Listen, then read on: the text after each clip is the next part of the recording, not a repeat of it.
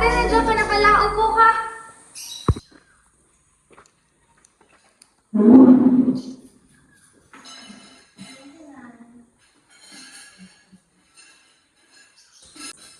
Oh, ang lapit na recognition mo. Siguraduhin mo lang na ikaw may pinakamataas na karangalan sa batch niya, ha?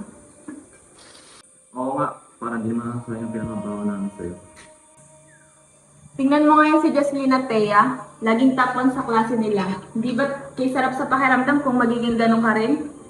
Nay, tama na po. Alam kong ginagawa po ni ate ang lahat ng makakaya niya para sa pag-aaral. Oh, ano nangyayari sa'yo? Wala po, nagpuuna na po ako. Ano ba nangyayari dito sa atin niyo?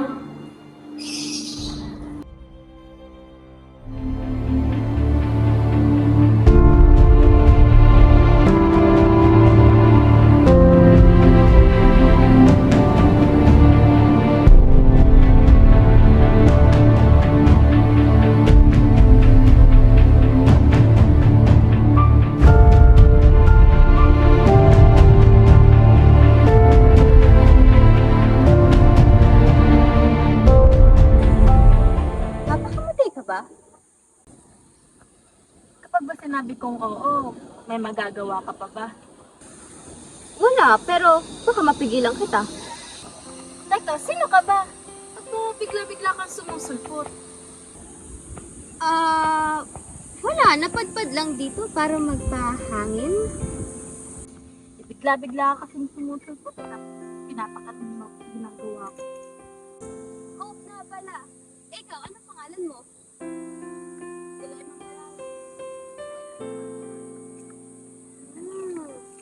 Ang gandang pangalan ah. Parang dilema na.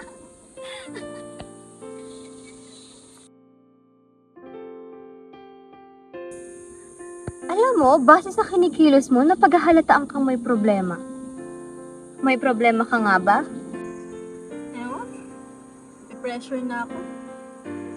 Pressure ko ni na mama sa pag-aaral. Tapos, dagdag mo pa itong boyfriend. Papagod na ako. Hindi ko na alam kung anong gagawin ko.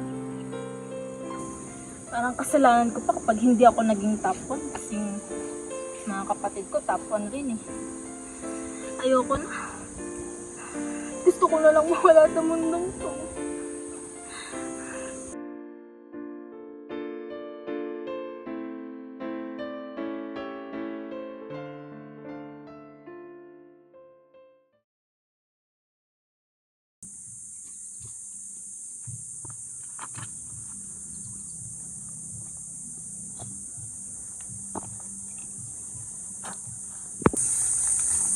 Bakit ba ako pinatawag? Kailangan welp ako. Buntis ako, Ronaldo. Ikaw ang ama. Yan lang ba ang dahilan? Ba't mo ako pinapunta dito? Eh, ang dali-dali na solusyon sa problema mo. Eh, di palaglag mo. Pinaglololoko mo ba ako, ha?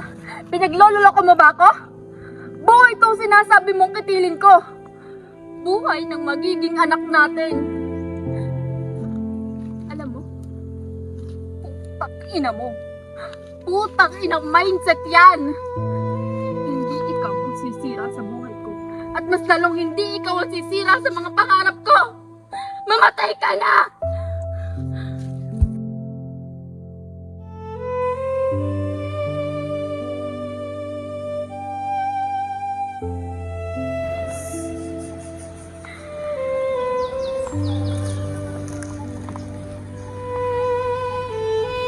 Ano?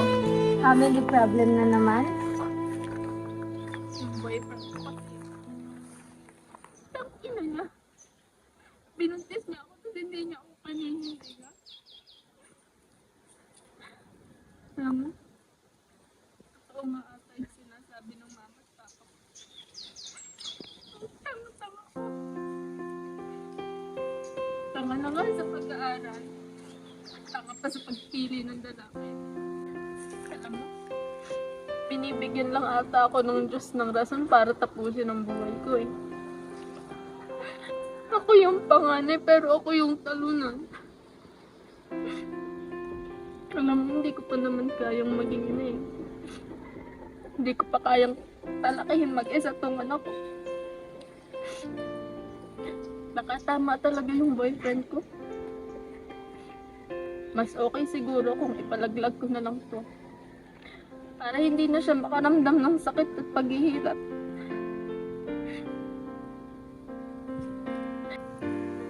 Alam mo, hindi ka matayan ng sagot sa problema mo, di ba?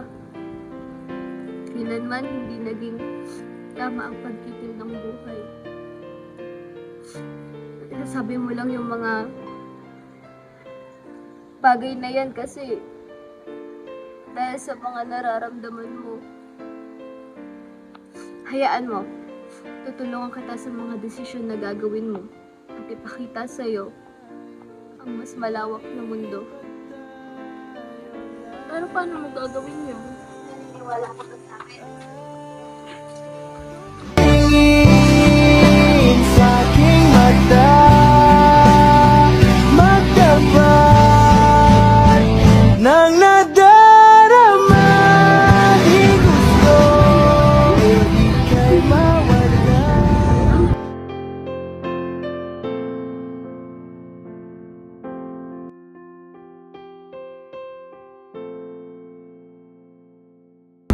Sa tingin mo ba na sa pagkain ko nito mawawala yung problema ko ngayon? Hindi, pero mababawasan yung pag-iisip mo. Talaga lang ha, kasi kung hindi talagang malalagot ka sa akin. Ang OA mo. Tapusin mo na yung drama mo, kumain ka na lang.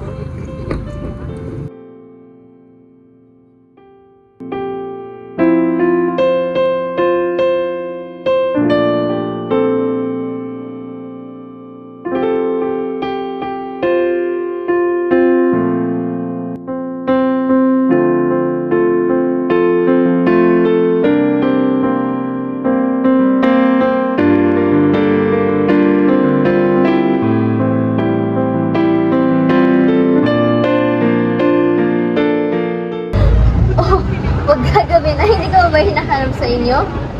Ako? Hahanapin sa bahay? Diyos ko, mauna munang gumalaw lahat ng santo bago mangyari. Ikaw talaga. Meron pa naman bukas. Magkita na lang ulit tayo siguro na mga ganitong oras ulit. Saan mo naman ako dadalhin? Basta, sumama ka na lang sa akin. Ay siya, ihatid na kita sa inyo. Tara. Alam mo, thank you sa'yo. Kung hindi dahil sa'yo, baka iisip ko pa rin kung anong pinagdadaanan ko. Sus, wala yun. Ikaw talaga. Tara.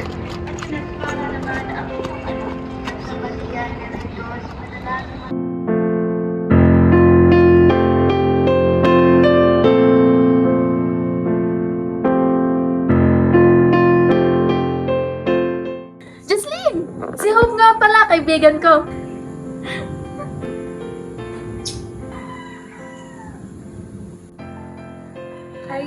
Hi po. Pasok na ako ah.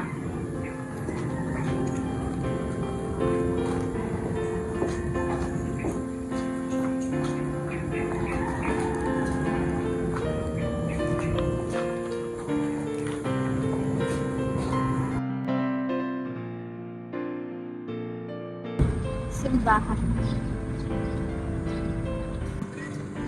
Alam kong may desisyon ka na, kaya tayo narito pa. Humingi ng gabay. Alam ko naman na makakaya mo ang lahat. Palagi mong tatandaan. Mahal na mahal kita. Sige na, mauna ka na. Pupuntahan lang ako. Pagkatapos na pagkatapos ko, babalikan kita. Sasabihin ko na sa'yo kung ano decision.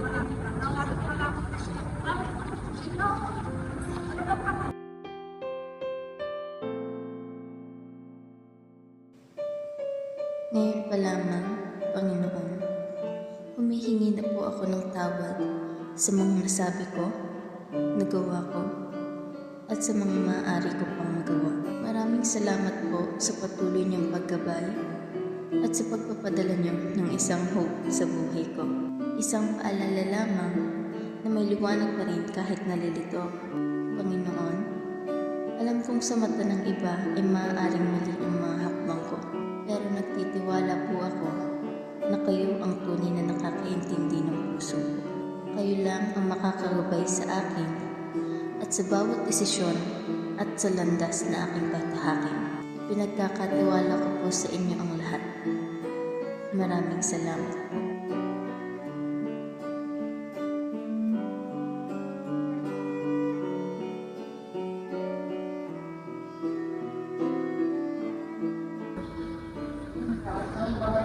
Ano yun?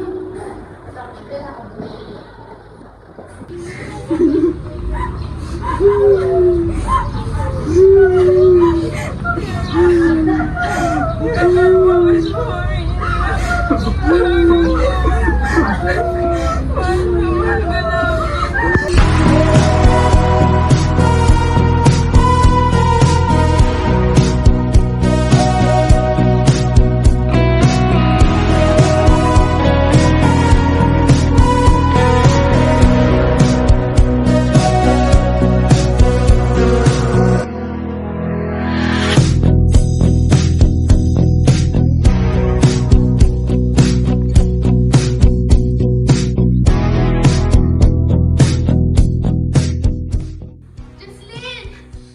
Jocelyn! Jocelyn! Oh, ate! Bakit? Nawala mo na. Ano problema? Nung araw ba na dinala ko dito si Hope, nung pinakilala ko siya sa inyo, nakikita niyo ba siya? Ate, tagal ko na rin yung napapansin eh. Pero pinipili ko na lang intindihin.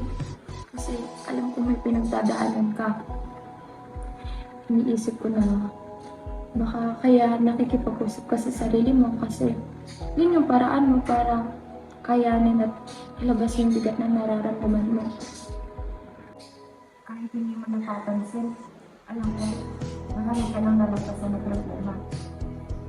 Ate, palagi mong tatandaan ha. Nandito ako palagi para makinig, intindihin, at samahan ka sa kahit anong pinagdadaanan mo. Hindi mo tatandaan natin. Mahal na mahal kita. Dahil kayo, natutunan kong mahalin ang sarili ko. Nagkaroon ako ng pag-asa sa buhay ko. Lahat ng problema ko, nagawa ko siyang solusyonan sa mga bagay na hindi ko inaakala kaya kong gawin noon.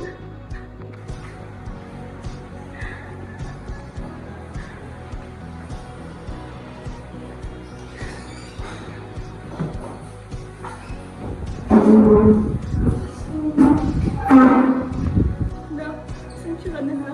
Kung na-pressure ka namin sa pagkakaroon mo. Akala lang namin yun yung mas makakabuti para matutukan mo yung pag-aaral mo. Siyempre na ano, alam ko kita.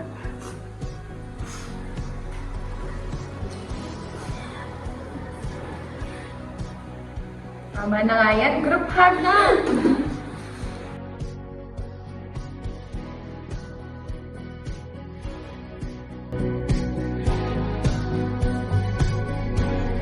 Sa paglipas ng panahon, hindi ko man ginusto ang maging ina sa murang edad at pinili ang sarili.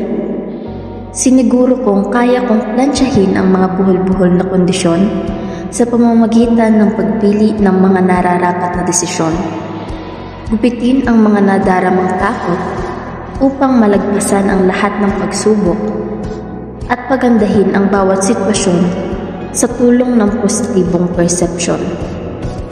Maraming salamat po. Mahal na mahal kita.